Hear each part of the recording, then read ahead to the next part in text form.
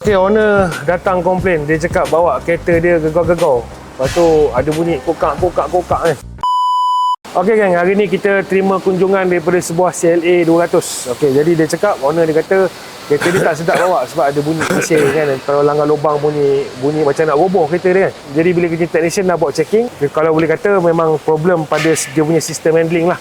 So benda-benda macam ni kita consider sistem handling lah, sistem-sistem yang akan mengakibatkan bila kita bawa tu rasa tak sedap kan. Apa barang yang kita dah tukar, ada banyak juga barang yang kita dah tukar. First adalah kita tukar punya belting lah. So belting dia ni pun dah reput. Kalau dia tengok memang dah pecah-pecah belting dia dah reput, dah lama kita tukar. Kemudian kita tukar juga dia punya tensioner, bearing tensioner ni. Tensioner ni pun dah problem, dia ada keluarkan bunyi yang kasar bila kita bawa, jadi tak seronok lah nak dengar kan. Selain daripada tu, kita tukar juga dia punya stabilizer link, stabilizer bar link ni kan. So stabilizer link ni pun dah problem, dia dah lembik. Kalau kita boleh tengok dia dah lembik.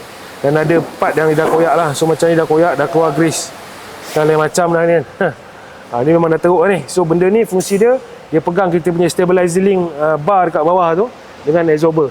Jadi kalau benda ni problem, biasa dia akan bunyi kuk lah bila kita bawa kan. Tak seronok lah kalau nak bawa. Kita tukar juga dia punya tire end ni pun kita tukar sebab benda ni pun dah lembik.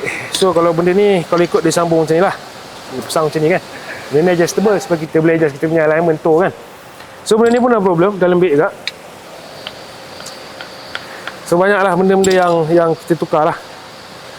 Macam ni pun dah problem. Jadi disebabkan benda-benda ni tuan-tuan, kita bawa kereta tu jadi tak sedap. Jadi kadang-kadang bukan sebab kereta kita tu tak cukup mahal, kereta tu dah mahal dah, tapi benda-benda yang macam ni yang buat dia jadi problem bila kita pandu kereta tu rasa tak seronok kan. Okey, jadi apa fungsi barang-barang ni semua? Barang-barang ni semua adalah barang-barang handling macam saya cakap tadi.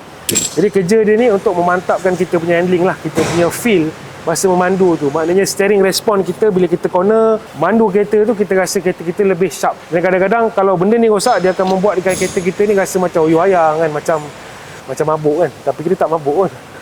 Okey, jadi kalau korang ada masalah yang sama, nak minta kita cek, nak minta kita tukar barang-barang bawah macam ni, boleh datang ke Transpacific Automotive kat Junction 15 Shah Alam. Kita buka hari-hari kecuali hari Jumaat. Dan kalau ada sebarang persoalan, korang boleh klik link di bio, bertanya dekat situ. Kita jumpa lagi, bye-bye.